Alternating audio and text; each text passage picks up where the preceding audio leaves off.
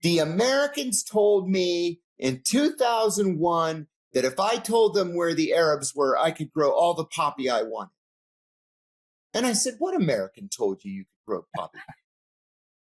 And as soon as I said it, the military guys are like, meeting over, we're getting out of here. They pull me back to the Jeep and we fly out. The opinions of the guests and host are their own and do not represent the opinions of Ironclad, the Border Patrol, or the Department of Homeland Security.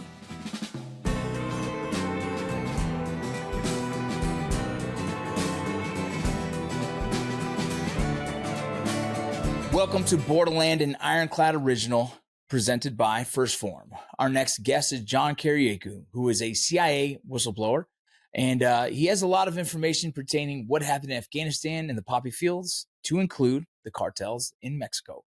You guys enjoy. Well, John, first of all, I've seen some of your interviews with other podcasts, and obviously this subject is slightly different than some of the other podcasts you've mentioned. But I thought it'd be interesting to have you on here as someone who has a wealth of information and might be able to give more insight to some of our audience on this kind of drug cartel. That's world. That's a great topic. Yeah, it's a fascinating topic. It is, and it's far more complicated than people realize. Well, there we go. This is exactly what I wanted to talk about today.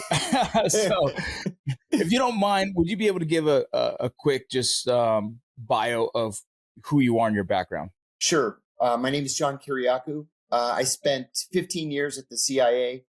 The first half of my career was in analysis. The second half was in counterterrorism operations. I was the chief of CIA counterterrorist operations in Pakistan after 9/11.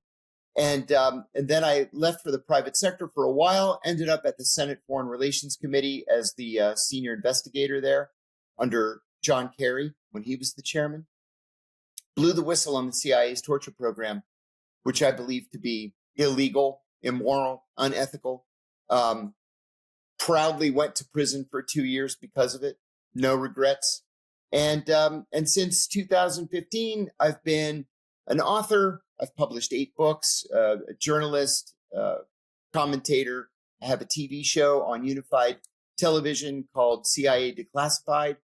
And I do fun things like this podcast. Well, thank you. I'm sure some of our audience is going to be like, I'm sorry, what? All right. They're going to have to go look further into your background. Yes, you are publicly known as a whistleblower and spent time in prison for exposing the torture program. Yeah. So that's where a lot of people might recognize the name from or might have heard your name from. But in this conversation today, I really feel like you'd be someone who can answer some of those hard questions that our society is very curious about. You know, for me, and I'm just going to throw some stuff at you just off the top right quick, and I'm sure it'll start the conversation. But as I've done my time as a Border Patrol agent, boots on ground with special operations, I've done a lot of disrupting of cartel organizations through intel gathering and whatnot. And then as I started to study cartels and human trafficking and everything that goes along with it, you started looking into the history of CIA's involvement in other countries and destabilization and creation, like the push and pull of immigration and so on and so forth. And it starts to become like, I need to find someone who could answer some of these questions. One of the big questions that happened early on that we talked about in my last podcast with another gentleman was during 9/11, there's information that there was a call made by our government to the Sinaloa cartel saying, hey, no Middle Easterns coming through the border right now. Kind of like, can you do us a solid? Have you ever heard of that information? I had not heard that, but just because I hadn't heard it doesn't mean it didn't happen. You know, this is one of the things I'd like to get this out on the record at the outset here. You watch TV shows like Narcos, for example. Narcos is one of the best examples where, you know, just as the DEA guys are going to move in on Pablo Escobar or the Cali cartel, the CIA guy screws it all up. Well, that's because that really happens in real life. And the reason is that the CIA doesn't give a shit about narcotics. They care about whatever the time has to be. They care about communism or terrorism or Muslims crossing the border or whatever the issue is. It's called an OD, an operating directive, that the CIA happens to be focused on. It's not narcotics. And so if there has to be some sort of cooperation, even unofficial, informal cooperation between the CIA and a cartel, then so be it. The CIA is going to have a relationship, no matter how spotty or irregular it might be, with the cartel. Okay, so let's flesh that out a little bit. Yeah. So you're saying that so when you have the DEA, they focus on drugs. The FBI, they focus on what the FBI focuses on, but the CIA focuses primarily. Their primary focus is national security. Correct? Absolutely right. So getting back to narcos, if you're looking at the Cali cartel, for example, the CIA's operating directive in Colombia at the time was communist insurgency. Well, if you have to work with a drug gang or with a cartel to help stamp out communism, you're going to work with that cartel. DEA is going to be working against the cartel. And so you're going to be bumping heads with DEA, whether it's in the halls of the embassy or the jungles of Colombia. And that's just the way it's going to be. Whoa. Okay. I've seen a couple TV shows that hinted at this, but this is why I wanted to talk to you about that. Look at that thing. It's rotating. On the special 4-episode Change Agent series Black Project, we hear from experts, whistleblowers, and insiders to try to figure out if our government is behind these strange craft. And if so, why are they keeping the truth from the public? We're told never to talk about this. We'll look at the history of special access programs and see just how far ahead the most secretive elements of the military-industrial complex are, and what it will take to finally get the truth. Has the government conducted secret UAP crash retrieval programs, yes or no? Yes. Become an Ironclad YouTube member to binge all 4 episodes of Change Agents Black Project on launch day. Otherwise, catch new episodes weekly. Join now, YouTube at This Is Ironclad.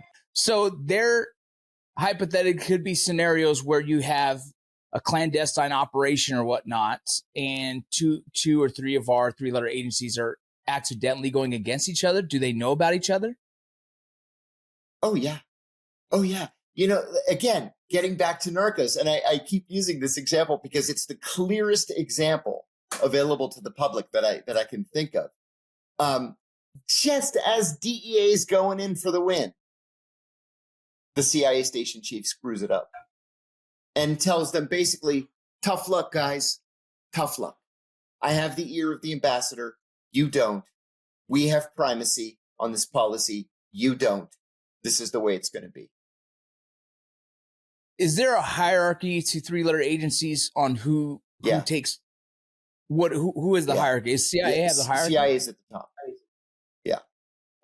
There are things that the CIA is dealing with overseas that are so sensitive or so compartmented that even the U.S. ambassador is not cleared to know about it. That happens all the time. And it's something that many State Department people don't understand. You know, State Department people, I've had State Department people tell me this right to my face, that's nonsense, that the American ambassador is the chief of mission, right? His title is Ambassador Extraordinary and Plenipotentiary and Personal Representative of the President of the United States. That's the full formal title of an ambassador. And as an ambassador, he's the chief of mission, which means he's the chief of all of the organizations that fall under him at the American Embassy. Yeah, that looks great on paper, but it's just simply not true.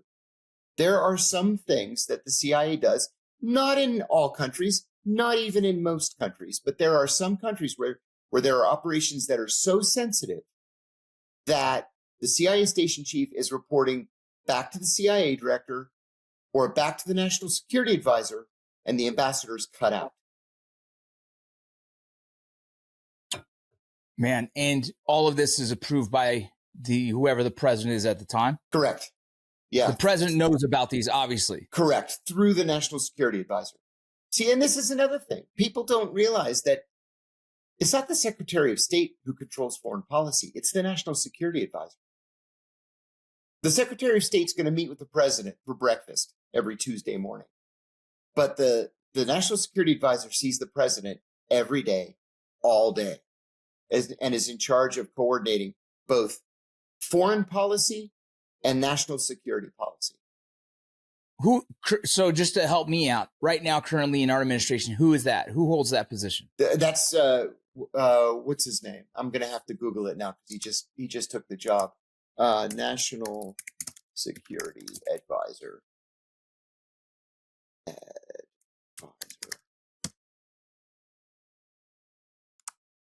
That is. Oh, of course, it's Mike Waltz, former congressman. Okay. Yeah. Oh, that's right. Okay. Interesting. Yeah. He's had the job for what, a month? Right. A month and a half now. Mike Waltz. So during your time in the CIA, were you ever, were you ever privy to any of the information that happens in South America? Were there certain objectives or missions happening down there that you could speak about that the CIA was involved in? No, I was a Middle East expert and spent most of my adult life in the Middle East or working on the Middle East. I did take a job as it was my last headquarters job. I was the executive assistant to the CIA's deputy director for operations. And in that position, I technically had access to everything that the CIA was doing. But there were several executive assistants. There were 1, 2, 3, 4 of us. And so my focus was specifically the Middle East. But then, you know, I spoke recently on a podcast about narcotics in Afghanistan, which did fall under my purview. It wasn't just South America and Central America. And tell me more about that. Because I know during our time in Afghanistan, there was a lot of poppy fields. I spent some time in Afghanistan. There was poppy fields. We know that's a big percentage of the heroin that goes, it's coming from those fields that's and whatnot. Right. So tell me more about that. I didn't pay close attention to it until I went to the Senate Foreign Relations Committee. There were a couple of DEA guys that reached out to me saying, hey, you got to help us on poppy cultivation in Afghanistan. This is a real problem. And I said, okay, I'll look into it. So I told Carrie I was going to fly out to Afghanistan and do an investigation of poppy cultivation. I went out there. The military did not like the idea, not even a little bit. But I arrived at Bagram Air Base, which was, just outside Kabul, not too far outside Kabul. And I said that I had cabled in advance. I didn't just show up one day, right? So I said, we need to go to Kandahar and we need to go to Lashkar Gah, which is the capital of Helmand province. They said, absolutely not. I said, oh, absolutely, yes. And, this is one thing that I never, ever did in my career, is I never pulled rank on somebody. But if you're a senior staff member of a congressional committee, you have the rank of a brigadier general. So this was the only time I ever pulled that card. And I said, no, I'm telling you, we're going to Kandahar and Lashkar Gah. So we got in a helicopter and we went to Kandahar, had some meetings, went to Lashkar Gah. Lashkar Gah was a lot tougher than Kandahar. So you're in this, it's called a PRT, a provisional reconstruction team is what it stands for. So it's technically headed by the State Department, but they've got like a State Department guy, 2 Pentagon guys, a DEA guy, maybe CIA, maybe not CIA, depending on the PRT. But it's very small. It's hard to protect, and it's in the middle of the most hostile territory in the country. So we helicopter, and you have to go in a corkscrew to land so that you don't get hit by somebody firing a shoulder-fired rocket. So we land in, and I get out, and I had a translator with me. I don't speak Pashto, so I said that I was there to do a study on poppy cultivation. I want to go into the poppy fields. They said absolutely not. It's too dangerous. We don't have the ability to protect you. I said, nope, let's go. So we got in a couple of Jeeps, security, my translator. We go out into the poppy fields. Sure enough, we see a poppy farmer. So I go up to him. We drive up, and I said to him through the translator, it was a very stupid question that I asked him. I said, why do you grow poppy when instead you can grow things with two ripening cycles, right? You can grow tomatoes, onions, pomegranates. And he goes like this. He goes, the Americans told me in 2001 that if I told them where the Arabs were, I could grow all the poppy I wanted.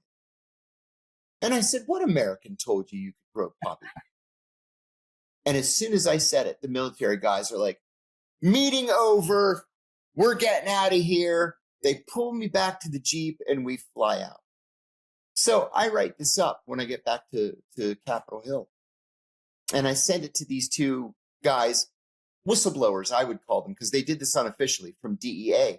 And one of them called me and said, you're never going to get this published. And I said, why not? And he said, because Afghanistan produces 93% of the world's heroin. And almost all of that heroin goes to Russia and Iran. Our heroin comes from Mexico, from Colombia, from Ecuador. He said all of that, 93% of the world's heroin goes to Russia and Iran. And we want them to be addicted to heroin. It makes their societies weaker. And he was right. I never got it published. Kerry wouldn't approve it. The agency was furious that I went out there and pulled rank on those guys. So never was published. But because it was never published, I was never able to classify it. And so it's unclassified. You know, John going to Afghanistan and asking a poppy farmer a question, that's not classified. So there it is. And, you know, I said this to an agency friend of mine one time, and it's apples and oranges, but it's a good point that he brought it up, and I'll raise it with you. I was saying, you know, this is terrible that we would go to the extreme of wanting entire societies to be addicted to opiates or opioids just to get a leg up. And he said, yeah, but don't you think that's what the Chinese do to us with fentanyl? You know, it's right. I was just about to say the same question. And the answer is absolutely yes. He's right. He's right. This is what the Chinese do to us. They send fentanyl to the United States, or they manufacture it in Mexico and have it smuggled to us because it makes us weaker as a society. It's exactly the same thing that we were doing to the Russians and the Iranians. My goodness. Yeah, that's an interesting. And is that just from your observation in the Middle East, we allow it to continue because of that? Yes. If it makes the CIA's job easier for Russians to have a heroin problem, God bless. Good luck to them.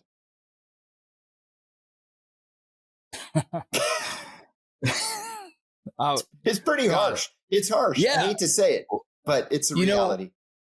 Have you ever watched a TV show called Lioness? No. I recommend you do, because they touch on a lot of this, and it is a CIA kind of story. But the only way I can kind of explain to the audience is like that show explains this in a way, and I was trying to explain to my wife the decisions that are made sometime in our government to us, the person just living it, who is oblivious to the decisions that have to be made, right? We would be judgmental on like, oh, that sounds terrible. Right. But at the higher echelon, they make those decisions that would be for us unjustified almost. Oh my God, you're exactly right. You're exactly right. And see, now you're pulling me into a direction I wasn't intending to go to. You're exactly right. And I will tell you that at the CIA, and this is just an example, the CIA actively seeks to hire people who have sociopathic tendencies, okay? Not sociopaths. Sociopaths have no conscience. They're impossible to control, and they blow right through a polygraph exam because they don't feel guilt. Their brains will not allow them to feel guilt. People who have sociopathic tendencies do feel guilt. They do express remorse. They do get tripped up on a polygraph, but they're willing, in many cases happy, to break the law because we're the good guys. They're willing to work in these legal and ethical gray areas. Well, then take that to the next step. The next step is that, of course, sociopaths are going to slip through the cracks for the very reason that they don't register on polygraphs. If you look at Fortune 500 CEOs, many, if not most of them, are sociopaths. They climbed to the top of the corporate ladder on the backs of the people around them.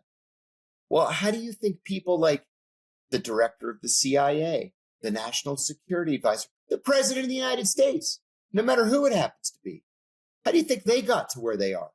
Because they're sociopaths. And that's how you get to those senior positions. You're able to make these life and death decisions without having to think or to worry about what it means for other human beings. So, all right. I'm trying to think of, okay. So on that same idea, someone who's been involved pretty heavily, there's decisions that have to be made in a government that are not, that some people can't stomach. Do you agree? Wow, that's actually a very hard question to answer. I mean, I don't mean to be mealy-mouthed, but yes and no. Okay, Yeah. Imagine this. Imagine you're in a National Security Council meeting and somebody says, okay, what should we do about heroin poppy cultivation in Afghanistan? Well, cultivating heroin poppy is bad, right? We shouldn't encourage the cultivation of heroin poppy. People are going to die, right? People are going to overdose, and that's bad. On the other hand, it's our enemies that are going to have to deal with the effects Right. of the epidemic in their own countries. That distracts them from us, so that's good. So on the one hand, it's bad. On the other hand, it's good. So which one's better for us? The one that's better for us is we want their people to be addicted to heroin. What's going on, y'all? I'm not sure if you know this, but Borderland Narcosis is sponsored by First Form. First Form is a wellness supplement company. And, I've been with them for about 7 years. And I've been with them for that long because I truly believe in not just the product, but the people who own the company.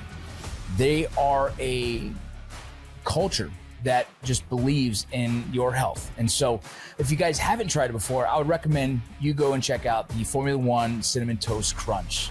Add a little bit of a ignition to that, and you'll have exactly what you need for your post-workout drink. This is something I've used for a very long time. When I'm in the best shape of my life, it's always been because I have a nice regimen of the First Form products. So if you guys are interested, go check them out at firstform.com/Borderland. Okay, use our link. It is the #1 stphorm.com/Borderland. And if you order over $75, you get free shipping. And if you're new to the site, you get a free app for 30 days. So go check it out. Again, thank you so much for all the support. See you soon.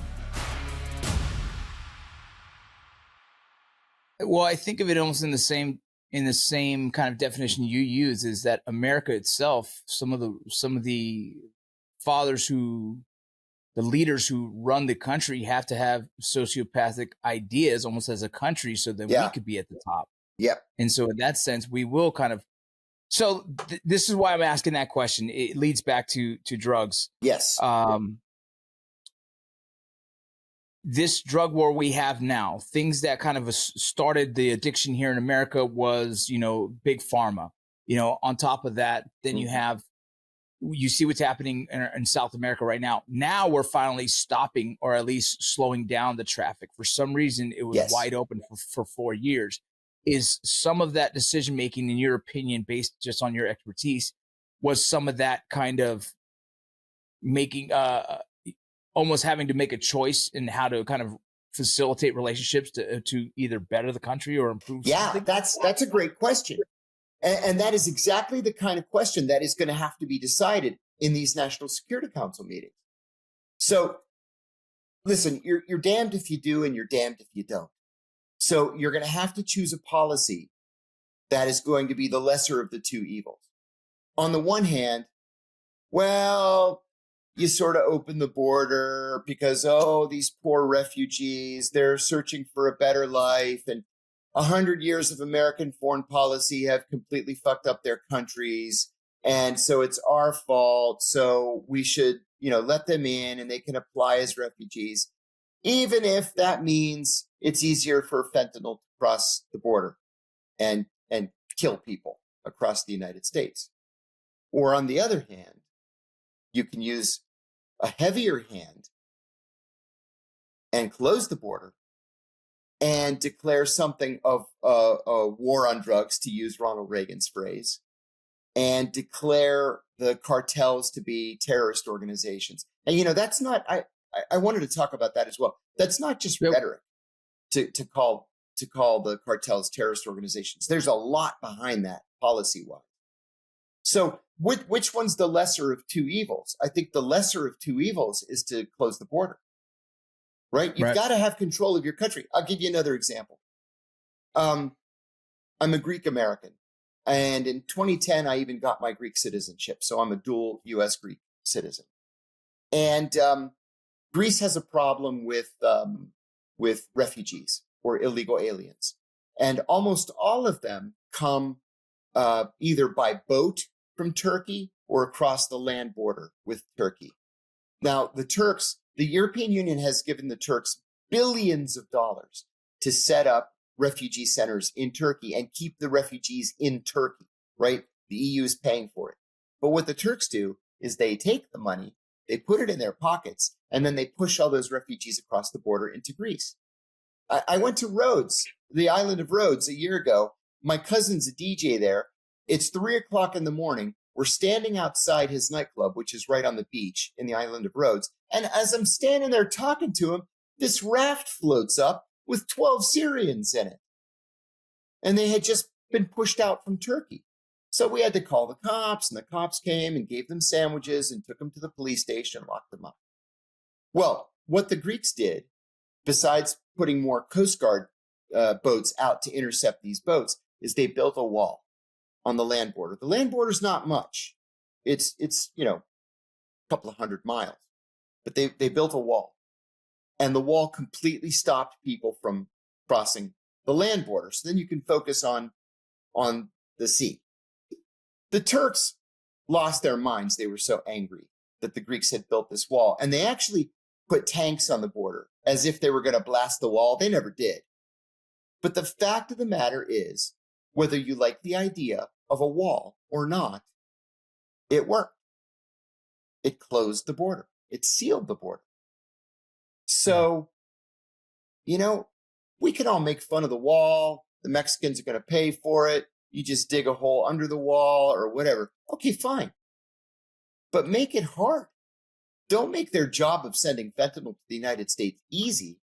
Make it hard. Can I take a minute to talk about the policy of declaring the cartels Yeah, I wanted to ask about group? that. You said you wanted to touch on that. Let's do that. Yeah, there was a lot more behind this than meets the eye. I saw so many op-eds and comments that when Donald Trump said that the State Department was declaring the cartels to be terrorist organizations, people are like, "Oh, that's so stupid. They're not really terrorist organizations." Like he didn't do it to scare people. He didn't do it to act like a tough guy. He did it because from a policy perspective, it changes the playing field. We have laws in this country saying that if the Secretary of State deems an organization to be a terrorist group, it, number one, releases an untapped budget to address that terrorist group. But number two, it makes it legal under U.S. law to work in foreign territory, whether the Mexicans like it or not, It's legal according to U.S. law to send troops across the border. It's not an act of war. And it makes the leaders of the cartel liable for arrest under U.S. law.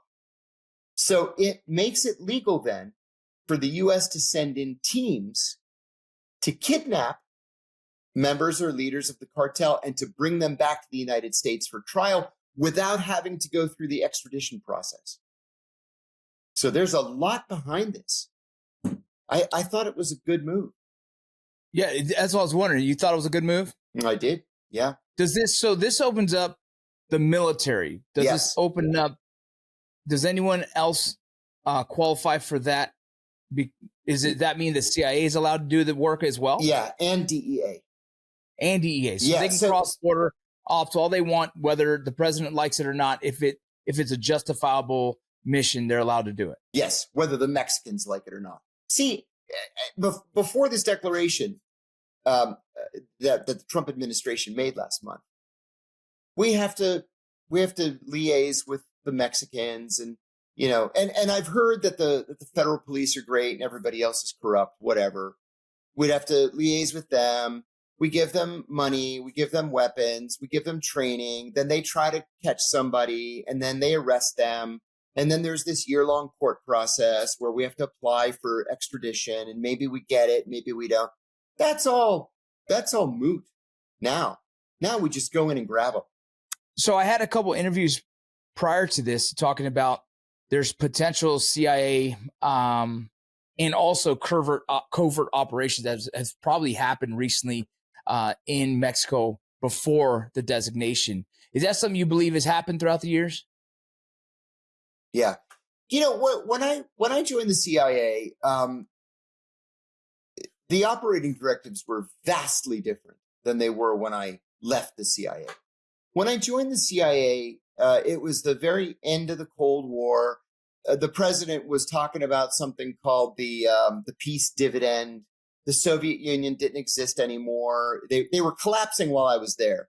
And so what are we going to do? We're going to focus on the environment, right? So what's a real threat to the United States? It's environmental degradation or AIDS. That was a really big deal when I first joined the agency. Like, this great threat to American security was the AIDS epidemic. Well, I mean, that stuff's laughable now. Now it's terrorism, proliferation, narcotics, China, to a little lesser extent, Russia, Iran, stuff like that. So, so the CIA changed with administrations, and it changed with public opinion. It changed with developments around the world. We also had this thing called at first it was called the Crime and Narcotics Center, which was like a fusion center at the agency. Then it became the Counter-Narcotics Center. And I remember one of the senior officers telling me early in my career, if you really want to put an end to your career, work on counter-narcotics, because nobody gives a shit about counter-narcotics here. And I think now that's starting to change. How does counter-narcotics, how does that relate to the CIA's mission? See, that's a great question. That's a great question. And a lot of senior CIA officers are going to tell you it doesn't matter to the CIA's mission. What would make it matter is if whoever happened to be the president of the United States decided that it mattered. So if we get a president that says counter-narcotics is as important as countering China, or as important as countering, Iranian development of a delivery system, a missile delivery system, then the CIA is going to start caring about counter-narcotics. Right now, Donald Trump has made this change, but it's an incremental change. It's not that we need to fight drugs around the world. It's that we need to fight fentanyl in Mexico, because that's what our real problem is. Nobody so much cares if, weed is crossing the border, but we do with other drugs. But fentanyl is the one that's really grabbing people's attention.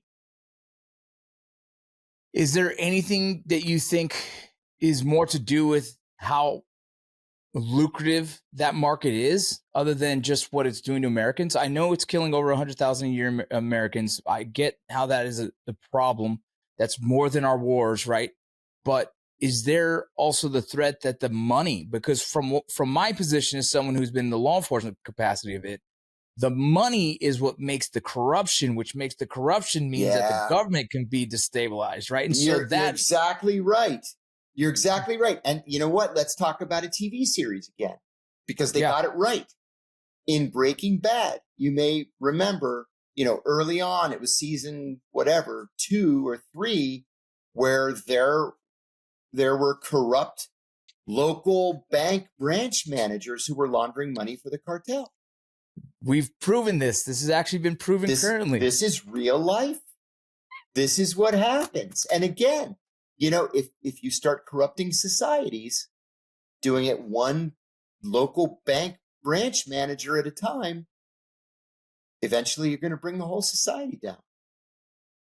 Yeah, it's crazy to see. I worked on a border once in the RGV sector, which would be like the Rio Grande Valley sector, in a small little town called Rio and La Grulla. And when we were doing operations to disrupt cartel trafficking of drugs, I was blown away to see how many people were scouts for them, meaning just an old man sitting on a chair in front of a house.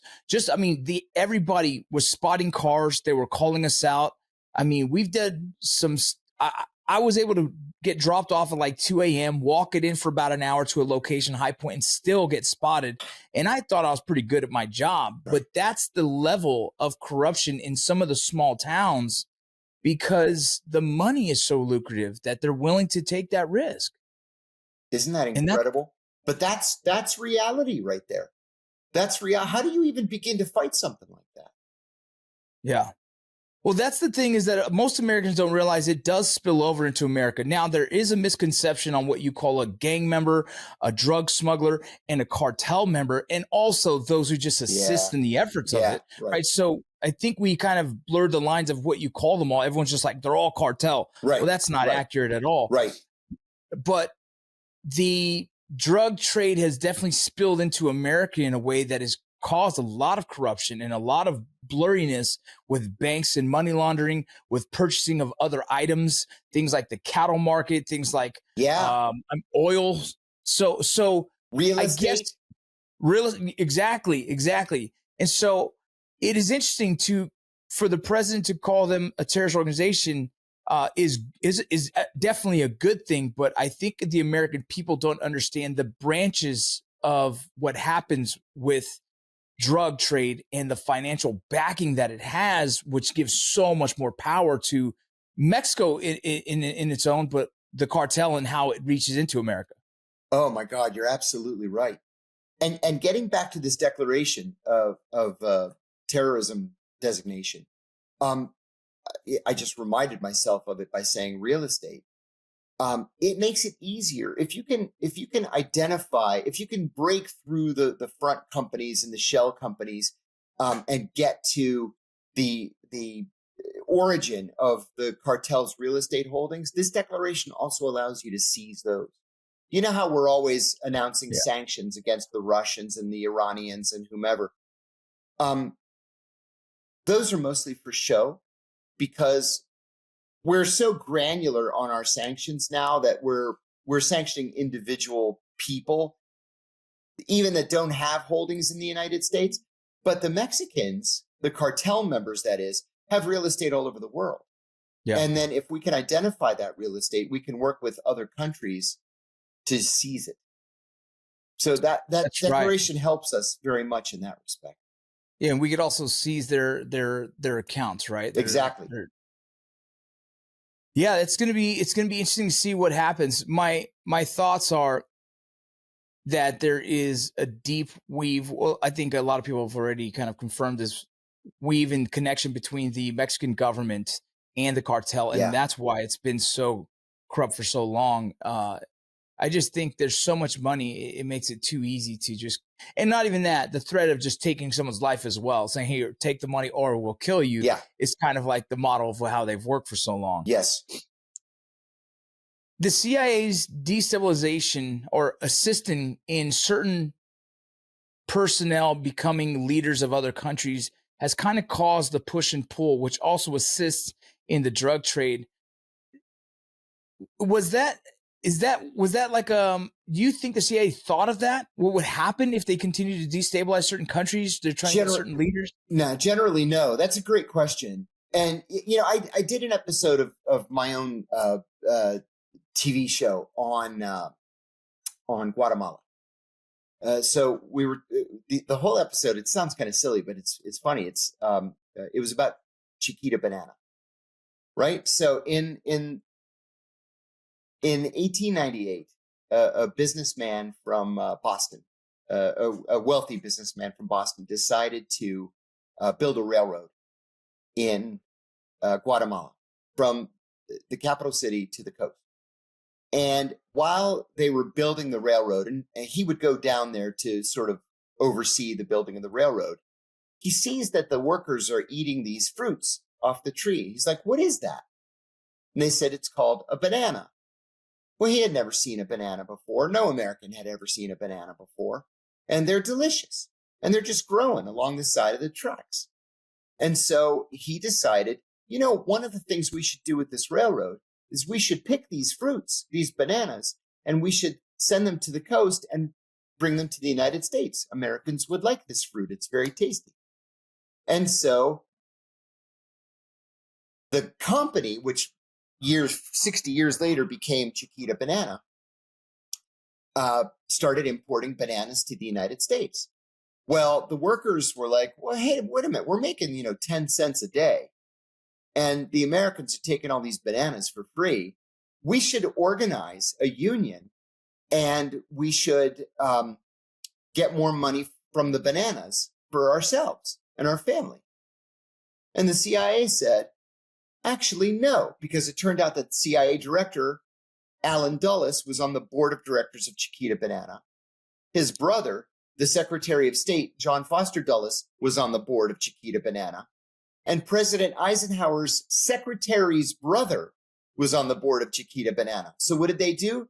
They overthrew the government of Guatemala. They installed a military dictatorship, which gave rise to the term Banana Republic.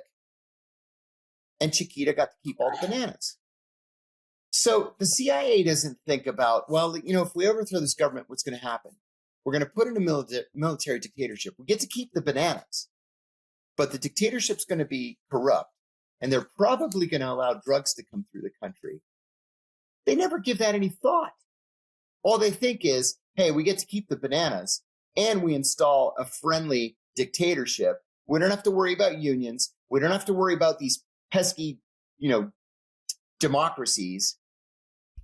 And everything stays the same, just the way we like it. I don't know. How do you get that approved? Obviously, they probably got it approved by not mentioning the business side of things. Right. And don't forget, there were no congressional oversight committees at the time. Man, that's insane. It's pretty bad.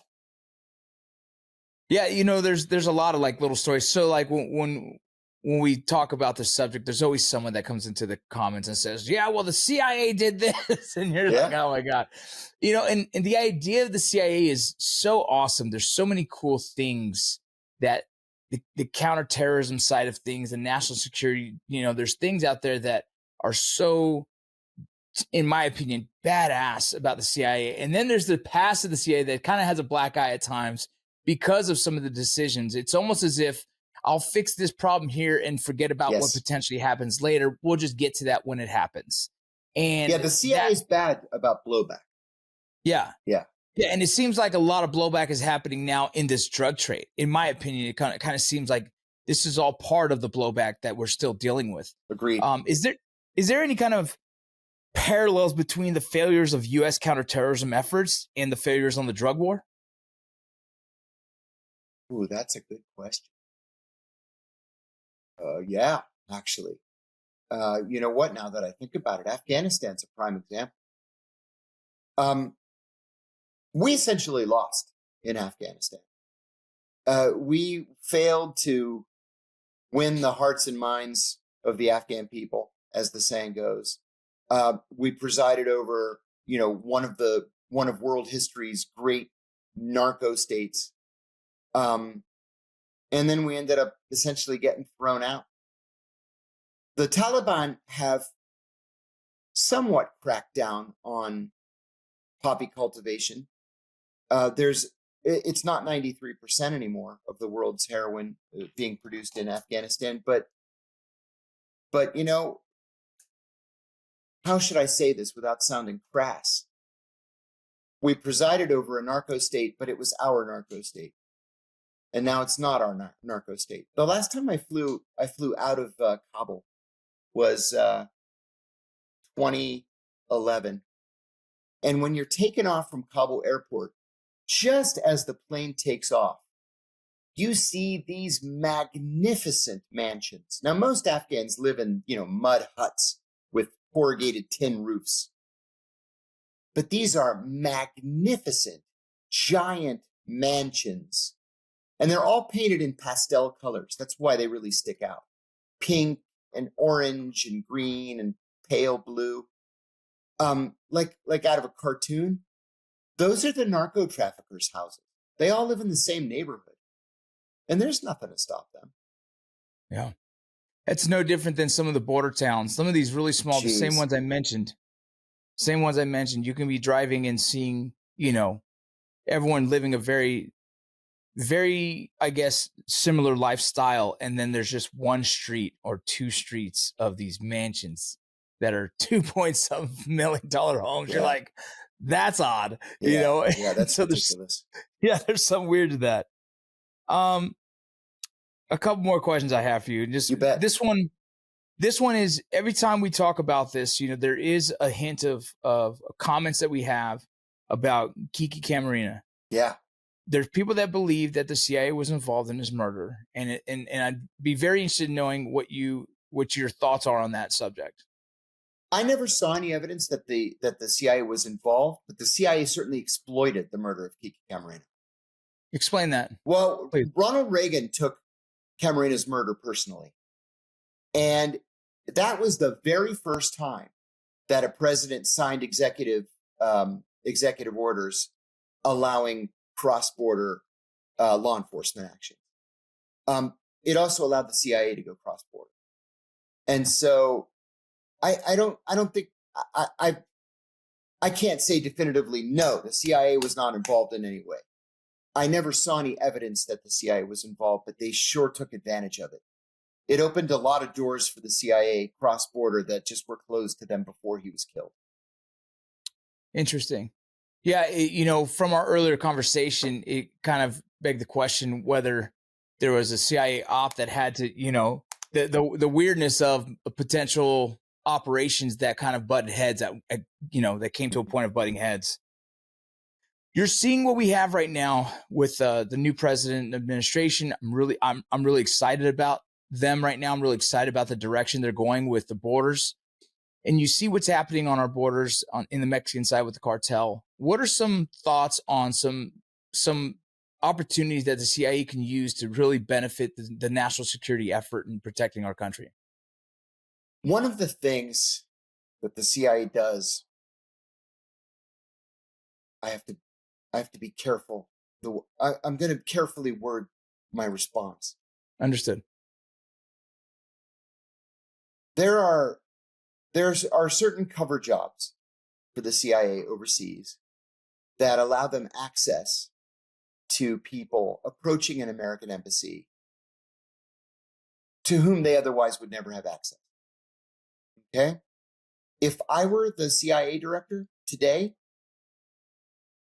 because we're taking border security so much more seriously than we were, over the last 4 years, I would actually put CIA officers on the borders, do the same kind of job on the borders that they do in American embassies overseas.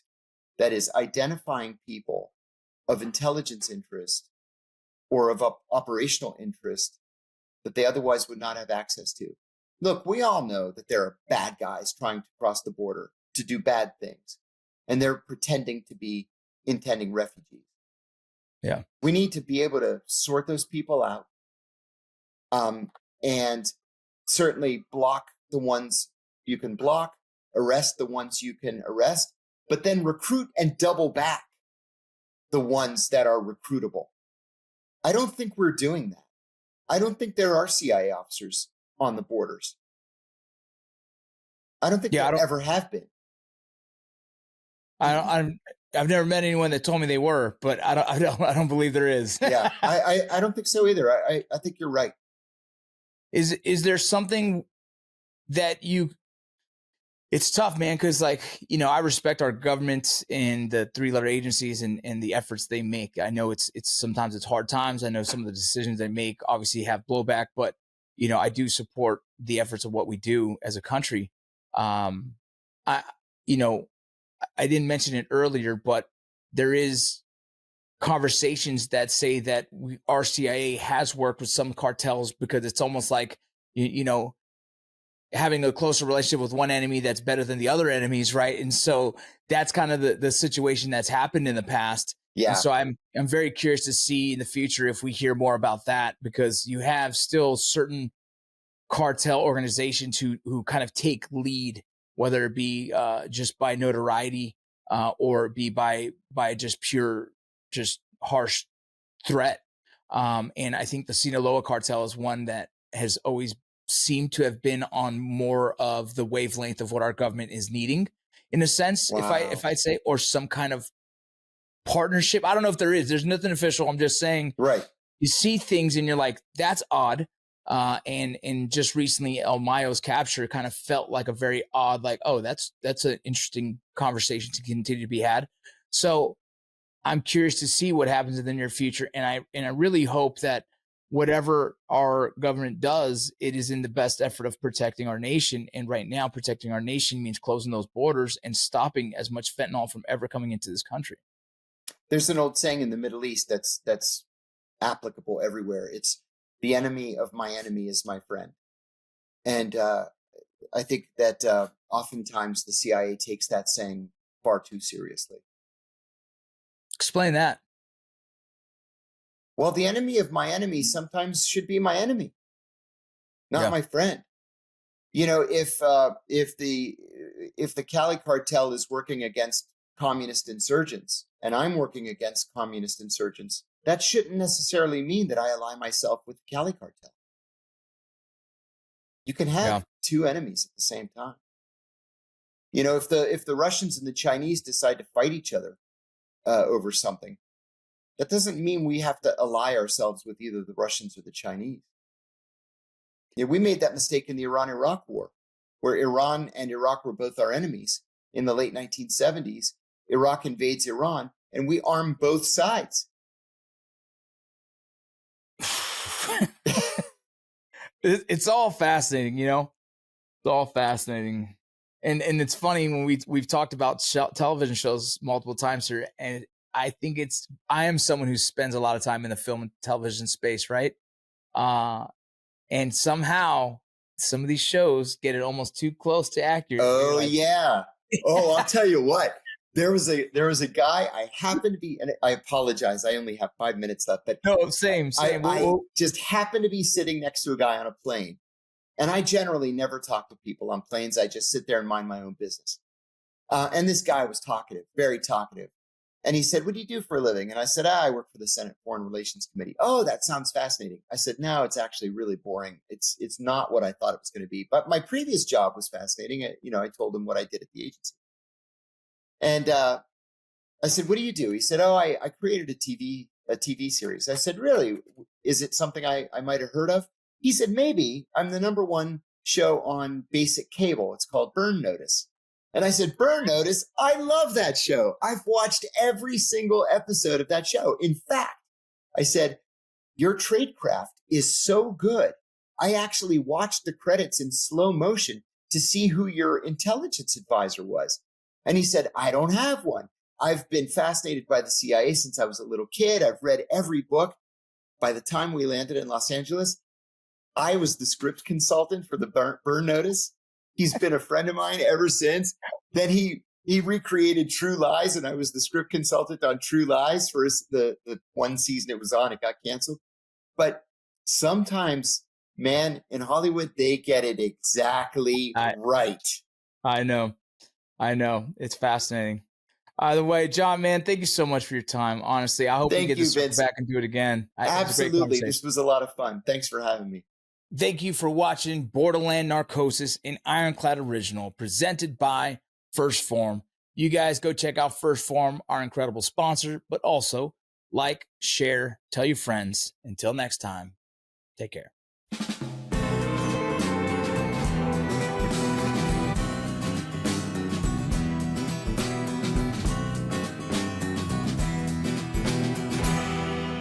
For the past 15 years, we've been known as the turnkey branded content company, right? That means that we take brand and content to the next level.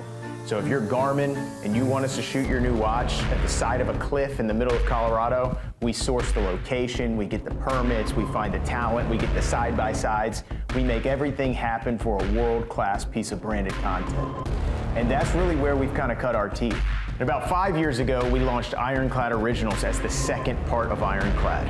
So you've got the branded content on one side, and you've got Ironclad Originals. And what Ironclad Originals is, intellectual properties by way of franchises that can start as a podcast, build an audience, and develop into a film or series that can be licensed or purchased by a major streaming platform. So to date, we've launched 8 Ironclad Originals. Every one of them has topped the charts on Spotify and Apple and have grown to today over 5 million downloads a month. We're doing partnerships with Warner Brothers, major sporting networks, and many, many other brands to bring their product to our audience by way of our podcast. Now, you may have seen some of our podcasts with Andy Stumpf, Vincent Vargas, Dom Rosso. We're launching 4 more this year. So these Ironclad Originals are going to continue to evolve, continue to grow, and by the end of this year, our target is to have 10 million unique audience members on the Ironclad Original platform. Now, these two sides of Ironclad are really yin and yang to one another, and you can come in on either side of that. One note is, the branded content and the original content has come together for one more unique offering called a brand podcast. We've taken all of our expertise on the Ironclad Original side, mixed with the service-based business of the branded content, and now we're providing branded podcasts. That's a turnkey podcast that we can launch from 0 to full scale within 60 days. And we'll do 52 weeks of unique content where we build the studio, build the brand, book the guest, edit the shows, host the shows, engineer the shows, take everything that makes an Ironclad Original unique, apply it to a brand, and build owned content for our brand partners that can take a brand to a whole nother level. You know, as we close this out, I just want you to think, this is something that you should be doing, whether it's with or without Ironclad. We truly believe that you should be creating brand podcasts. We truly believe you need the best branded content in the world. We truly believe you need a partner that can tell your story at an elite level. Okay, so this is something that you need to be doing with or without Ironclad. But one thing about Ironclad is that we are drinking our own Kool-Aid. We believe in this so much, we're investing in originals. We are testing the waters. We have the connections happening on this side of the house. We're proven and tested on the brand side. And we promise that if you come to us, we will bring all those resources together and bring them to you. And we will be an extension to your team to make you operate at an elite level. So those are the things that we're offering here at Ironclad. We're so excited. Thank you so much for all your support. We love you all.